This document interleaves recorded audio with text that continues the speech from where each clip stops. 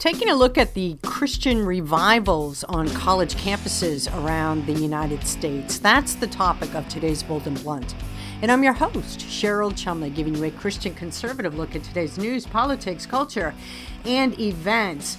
Generation Z and the future of faith in America. This was the topic of a March 2022 survey from the American Survey Center, a project of the American Enterprise Institute. Very interesting findings, very crucial findings for the fate of America and America exceptionalism, that being God-given rights. And before I get into all that, I want to quickly mention, if you like Bold and Blunt, you can get Bold and Blunt at edify.app, the online platform for your faith-based podcasts, at washingtontimes.com, where you may subscribe to Bold and Blunt, and my 3 times a week newsletter comes out Monday, Wednesdays, and Fridays, delivered right to your email box with all my commentaries, as well as my twice weekly Bold and Blunt podcast. Just go to the bottom of washingtontimes.com, find the newsletter section, click on it, find my newsletter, and please sign up for it. Get armed with the truth and bullet points you need to fight the far left. And you may also get Bold and Blunt by going online. Do a Google search on Bold and Blunt podcast, and you will find that it's offered wherever fine podcasts are offered. So, this American Survey Center, Generation Z and the Future of Faith in America, March 24th, 2022.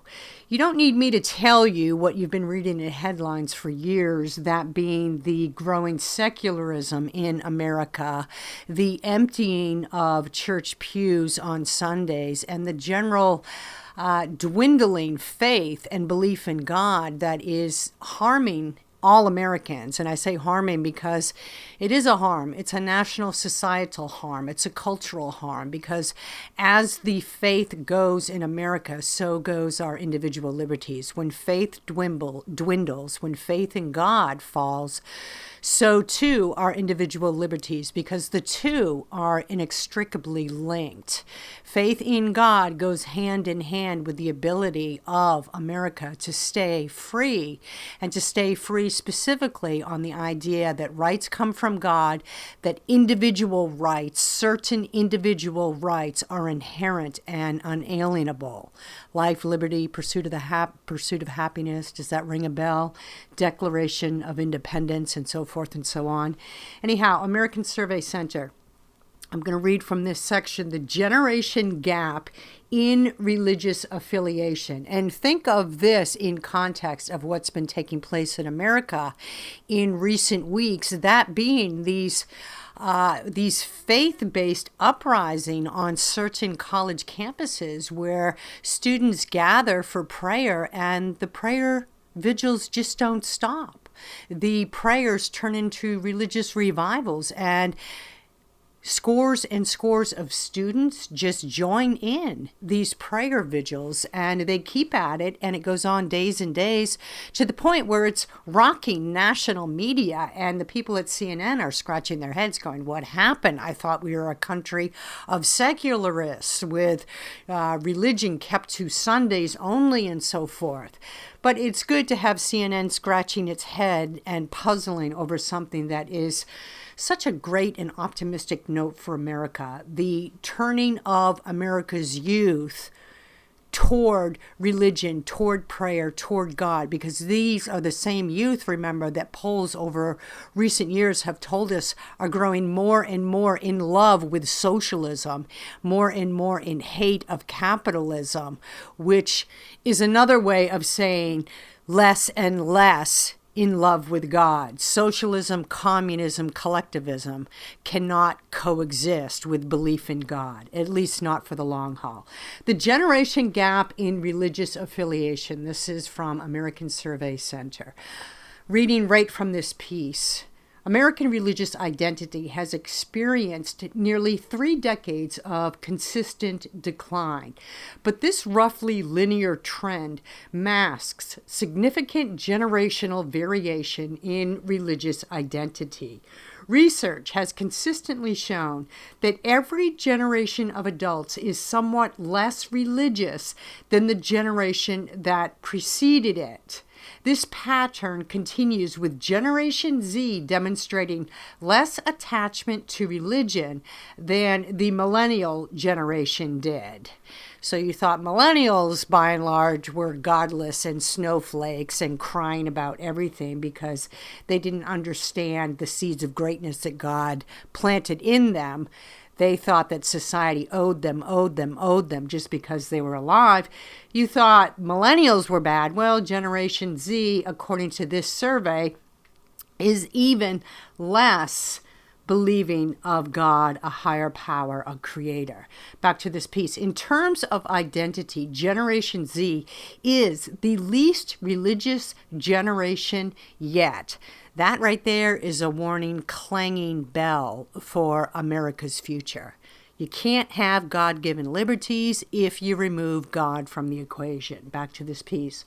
More than 1/3, 34% of Generation Z are religiously unaffiliated, a significantly larger proportion than among millennials, 29%, and Generation X, 25%.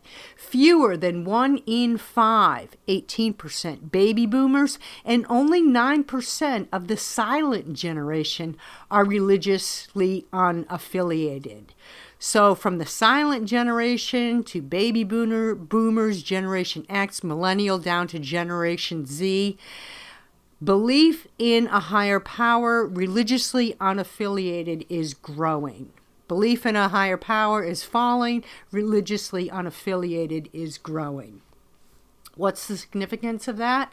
Again, American exceptionalism, the core of American exceptionalism is the idea that individual rights are from the Creator. They come at birth. They're inherent. The government is only there to support, to protect those individual liberties. And God knows we've turned the corner on widespread belief in that, widespread acceptance of that. Now, those who argue about God-given liberties are regarded as radical, as old-fashioned at best, as crazy at worst. And you can see why. Because the public school system is steadily beating out of our youth minds the idea of God-given liberties, the idea of individualism at all, until we're reaching this generation that is conditioned from kindergarten through the college years to believe in the power of government and to see religion as maybe something nice at Easter time or Christmas, but by and large, nothing that belongs on the public stage. This is so far against what founding fathers envisioned for America. Founding fathers warned that a democratic republic such as ours, that a limited government such as ours, would only last so long as its people were moral and virtuous. And morals don't come from the human heart. The human heart is deceptive and wicked. Remember, biblical teachings, right? Moral teachings, a moral compass, can only come from above. So if politicians don't have that grounding in a moral compass that comes from above, that comes from a creator, then what they do in office, what they do on the jobs, how they represent the people, is open to the whims of their own wicked, devious, deceptive hearts. And that's where we're at in America right now. We have a political system, of course, that's completely immoral because the morals are whatever the morals of the day dictate, whatever the media dictate, whatever the socialists and communists dictate, whatever seems good in the hearts and minds and eyes of those in office on any given day. They're changing all the time. Today's morals are like feathers blowing in the breeze. Every once in a while, it lights down on pavement and stays there for a second, and then the next small breeze comes along and whips it up into the air, and where it lands next, nobody knows. American exceptionalism is the idea of God-given rights. You can't have God-given rights if you don't have people who are grounded in the ideals and ideas of God, which come from the Bible. And I have a guest with me today who knows this better than most. His name is Mark Burrell. He wrote the book, Rediscovering the American Covenant, which, of course, is a reference to America's founding covenant with God. And he's here to talk about what's going on in the college campuses in America, the optimistic look at what these prayer vigils are saying about the youth of America and the direction that this may take for America in terms of recapturing and maintaining individual liberties, and about founding fathers and the lies that the left likes to advance, that these great ones, these great wise ones who formed our great country called America, were simply atheists, or at the most believers, but thought that God had no place in public office. Mark Burrell, thank you so much for being on Bold and Blunt. It's great to have you. Great to be with you, Cheryl. Let's talk about what's taking place in America with these youth gathering for prayer and worship. Is this a real revival, or do you think it's going to fade away? Well, I think it's clearly a sign of spiritual hunger. So we're talking, of course, about this revival that's taking place at Asbury University that seemed to just spring up out of nowhere and involved only a handful of students and ended up lasting a couple of weeks. And it was the kind of thing that captured the attention of many of us. In fact, some folks even flew in to attend it from overseas, which is a testament to the hunger for revival, for sure. The question's going to be, what will happen next? They did end up stopping or, shutting down, or ending, I guess I should say, because they had a space problem. Right. It's a great problem to have. The question will be, what happens next? Is something going to happen to pick up where that left off? That remains to be seen.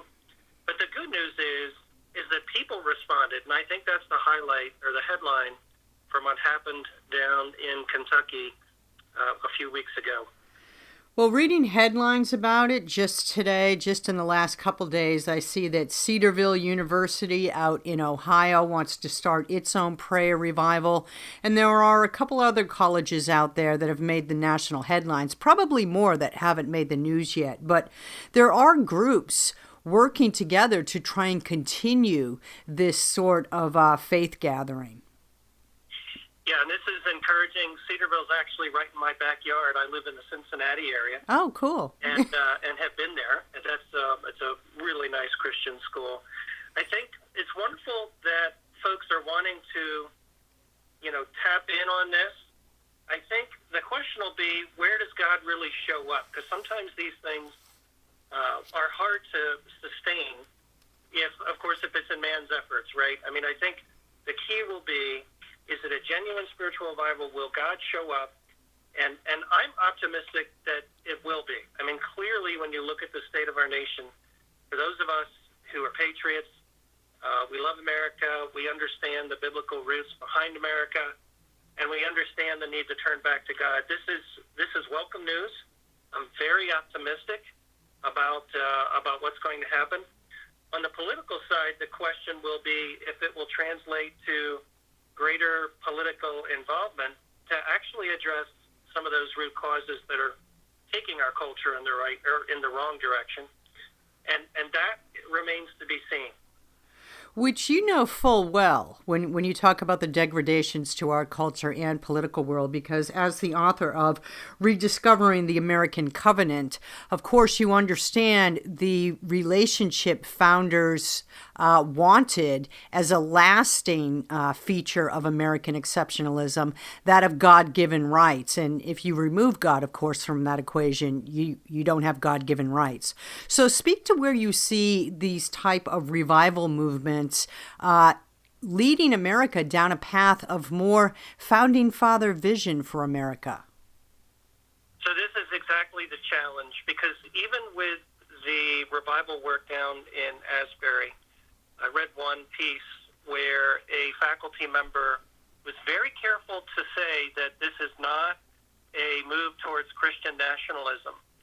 And this is exactly why I wrote the book, Rediscovering the American Covenant, because it seems that the majority of the Christian community, and I'm speaking certainly of the evangelical community, but the Christian community at large, has this view that we do not have a citizenship responsibility as bound by what the Bible teaches. And so this is the main reason I wrote the book. What I tried to do was pull directly from the Bible all the verses that have to do with nations and rights and liberty and justice across the Bible, and try and really tease out what does it teach in this area. And what I show is that it teaches clearly that we do have a citizenship responsibility, and this is exactly what our founders believed. We're not trying to impose the faith. That's the main assertion behind the term Christian nationalism. They say we're trying to Christianize all our fellow citizens, and we're not. What we're trying to do is hold back to, or get back to, the Declaration of Independence, which I affirm is our national founding covenant. And that's a document that says this is what we agree to. It's our founding contract. It's still in force. The Constitution is just an operational structure. Frankly, it's not nearly as important as our founding covenant. And so it's critical that the church get back to what the Bible actually teaches here. And that's the big mountain that we've got to climb. And that's why I wrote the book, Rediscovering the American Covenant. Yeah, and founders certainly weren't evangelical in tone. A lot of them had different religious views, but none except one, and I forget which one, but none except one were hardcore atheists. And I find it very outrageous today when I hear the secular side of America talk about founding fathers wanted a separation of church and state because, of course, nowhere in the Constitution are those words, but they didn't. They didn't. And you can't deny that the God that they did pray to was the God of the Bible, not the God of, Islam or Hindu or any other religion. Right. Yeah, and this is why I wrote the book specifically, because I wanted to show from the Bible, and I reference literally hundreds of verses across the Old and New Testament to build the case that our founders, far from being, deists, which is what the progressive movement tries to paint them as, they were actually theological giants. In fact, I make the point when I'm talking to groups that if you don't understand the theology behind the American founding, you really don't understand the founding. Right. You may understand details and dates and major events that happened and be able to quote certain speeches, but it's really a marvelous Bible study in and of itself to understand what it teaches and then to see how the founders followed the biblical template for nation starting and principles for how to govern when they drafted and approved the Declaration and then when they wrote the Constitution. It's really clear. And so if you don't have that background, it's easy to get confused and to be swayed by the progressive opinion. And that's why I wrote the book, Cheryl. Yeah, it's really simple when you look at it. The foundation of American exceptionalism is individualism, based on the concept of individual rights coming from God, and government is only there to support those rights. And I think that's what actually the left actively seeks to undermine by denying that truth. Yeah, not only that, but the covenant, the whole idea of a community covenant is that it's individual, as you said, and you're agreeing with your fellow citizens that you're going to govern in this manner so that you all can pursue, your own happiness. And that's why it's such an incredible formula. But that's what the Declaration was about. Our founders agreed that there was a law of nature and of nature's God, which is a direct reference to the Bible and the moral law. They agreed to inalienable rights, as you mentioned, life, liberty, the pursuit of happiness. And so if you agree with all that, then it's just a matter of how you bring it to life. And, of course, the modern progressive movement does not agree with it. And that is the root cause issue that I try and explain in the book. The problem is not that we're not following the Constitution. The problem is we have a bunch of fellow citizens who fundamentally reject this national founding covenant, which is the Declaration of Independence. And so my whole goal is to first educate Christians to understand, what the Bible teaches here, but ideally to create a national conversation about this issue, because this is the root cause issue, Cheryl. If we don't talk about this and come to resolution on it, we're just going to be spinning our wheels. It is the root issue. It's where all other problems lead to in America, the failure to uphold that basic principle. And look, we just spent 3+ years dealing with the fallout of an American public that has forgotten that core issue, right, called coronavirus. And all the government intervention and clampdowns on liberties that were allowed to occur were based, really, if you follow the path back, based on the people forgetting that core foundation. Do you agree? Yeah, that is absolutely the case. If you don't understand what liberty is, just ask folks, how do you define liberty? I do this in the book. Liberty is the ability to have and express opinions. That's religious liberty. Civil liberty is the ability to accumulate and manage property, especially your physical body. And so you absolutely have a right to control what is injected into your body, for instance, not only for health reasons, but for moral reasons, because as you may know, the vaccines were developed using aborted fetal cells. So, these are moral issues that liberty protects. This is really obvious. These aren't even hard ones, right? But to your point, we have forgotten these basic concepts, and so we're not able to defend them when it comes time. And so when we look at these spiritual movements that are sort of taking place in America, especially among the youth that we've been told by surveys in recent years who have gone full in for socialism, which is another way of saying communism, which is another way of saying godlessness, right? When we look, it's optimistic on the spiritual level of what's taking place. But as a member of the media, I find it very interesting and, again, optimistic that these stories, this issue is being openly discussed in national media, because the media, as you know, usually flee from all types of religious-based coverage. Right. Yeah, they have no answer for it, right? How do you control it? Honestly, Cheryl, I just don't think that they understand it. It's obviously a spiritual activity, which many of them are, they're not Christians, they're not believers. And so it's something that's completely foreign to them. So this is why these revivals are exciting. And I'm hoping to see more of them spring up. I'm hoping, though, that we can start to shape the conversation around basic questions like, what is our role as Christians with respect to civil government? Do we have anything to offer to help instill true civil justice?